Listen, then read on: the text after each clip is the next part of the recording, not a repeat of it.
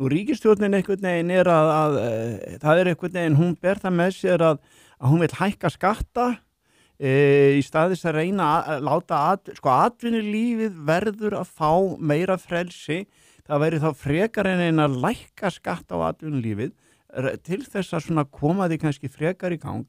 En við sjáum það bara eins og til dæmis með þessu blessaða frumvarpi með veiðigjöldin. Þarna verið að reyna að ná í 10 milljarða. En hvað gerist? Við sjáum það að bara þessi sem sagt, 3 félög. Ég tók þetta saman núna fyrir þáttin. Kannski að setja það upp á skjáin. Að lækkun sjávarútvegsfyrirtækjanna 3 á þessu ári 105 milljarðar. Já, þetta er bara martröð fyrir fjárfesta. Þetta er martröð fyrir fjárfesta. Að horfa upp á þetta og hugsa sér að suma þessum félögum það nýbúið að selja þau til almennra fjárfesta í útboðu sem að voru bara... Svo sannarlega rétt var við þess að Síldarvinnslan og Ísfélagið, þau hafa ekkert verið neitt mjög lengi á markaði. Og þetta þetta segir okkur þökks í ríkisstjórninni, hefur lækkað virði þessara 3 við... Það þessi pólitíska, við erum áður komið inn í þetta, bara pólitíska áhætta sem hefur stóru aukist með þessari ríkisstjórn og framferði hennar í þessu veiðigjaldamáli og einhvern veginn vissa, margir hafa trú á því að það muni koma frekari álög, ferðaþjónustan, hún að búa sig undir að fá... Hún að búa sig undir að fá skattahækkanir og auðlindagjöld á ferðaþjónustuna. Og maður sýnir, það bólar ekki á hagræðinga aðgerðum. Nei.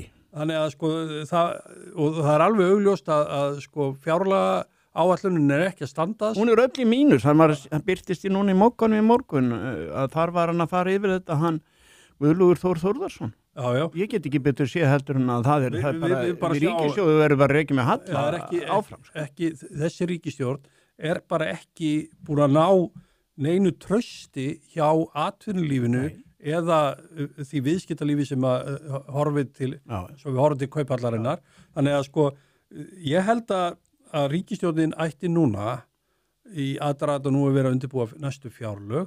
Ég held að slaka þess á utanlandsferðum, slaka þess á þessu Evrópusambandsdæmi sem að kljúfa þjóðina. Mun kljúfa sem komið að stað, vera bara aðeins heima hjá sér. Var ekki einu sinni rætt að konur kæmi með viðhorfina hagsínu húsmóður inn í stjórnmálin. Það var talað það á síðan tíma þegar kvennalistin byrjaði.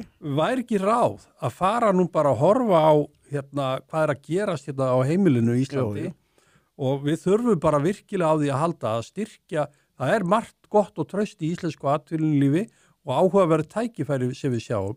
En ég held að menn verða bara að fá skilaboð þessi ríkisstjórn ætli að standa sína plikt. Það var nú eitt af því sem að Viðreisn var til dæmis, þeir ætluðu og forsætisráðherrann. Þetta var fólk sem ætlaði að koma með svona traust og áræðanleika að verkstjórn var nú kynnt, svo koma þessar hagræðingaraðgerðir eða tillögur sem að Hvar eru þær? Og svo þegar maður rýnir í meðal annars með aðstóð þessara útreikninga sem við vorum að vitni í frá samtökum skattgreiðenda, þá sér maður að það bara gríðaleg óstjórn í mörgum málaflokkum og fjáraustur og lítið við ráðið.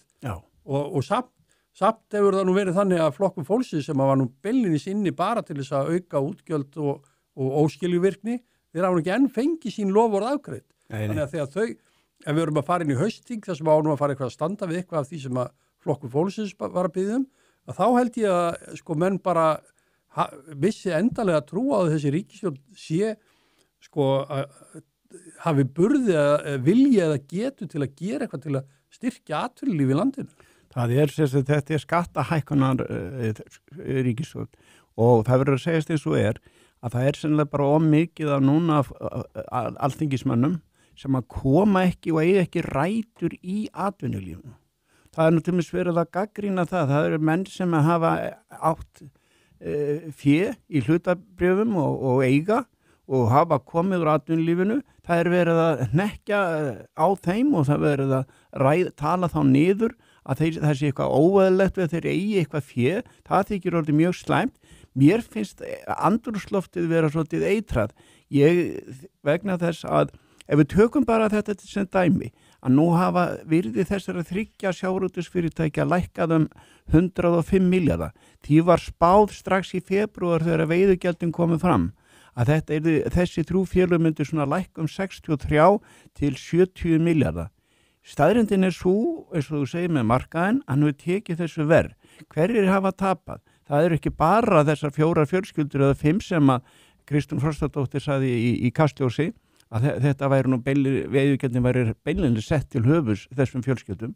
Það eru þúsundir einstaklingar sem hafa tapað. Það eru þúsundir einstaklingar og fjölskyldnar sem hafa tapað í gegnum lífeyrissjóðina.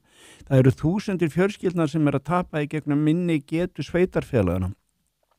Í verðmætasköpun og nýsköpun að fara aftur, spor aftur og bak vegna þessara veiðigjalda, vegna þess að nýsköpun hefur verið gífurlega mikil í tengslu við sjávarútveginn. Og það ef þú tekur sjávarútvegsgeirann í þeirri merkingu að þú tekur allt í kringum hann, allt sem heitir svona, það sem kallast haghafar í hagfræðinni. Allir sem hafa hag af þessum fyrirtækjum með einum eða öðrum hætti, þeir eru allir að tapa.